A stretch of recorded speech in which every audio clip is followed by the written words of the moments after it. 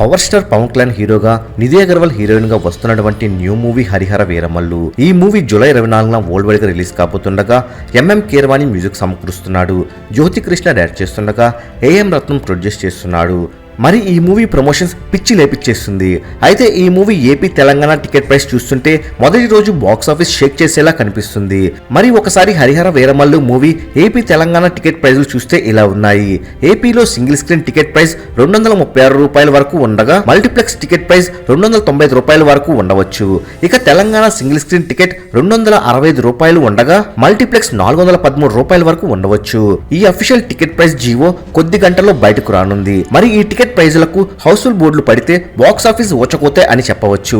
పవన్ కళ్యాణ్ నుండి 2 సంవత్సరాల తర్వాత రాబోతున్న మూవీ కనుక ఫ్యాన్స్ మొదటి రోజు హౌస్ఫుల్ బోర్డులు పెడతారు. ఇక టాక్ పాజిటివ్ వస్తే కలెక్షన్ల సునామీ ఉండవచ్చు.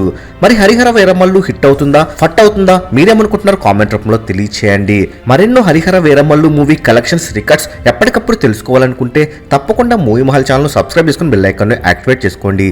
ఈ వీడియో మీకు నచ్చినట్టయితే లైక్ షేర్ కామెంట్ చేసి మూవీ మహల్ ఛానల్ సపోర్ట్ చేయండి.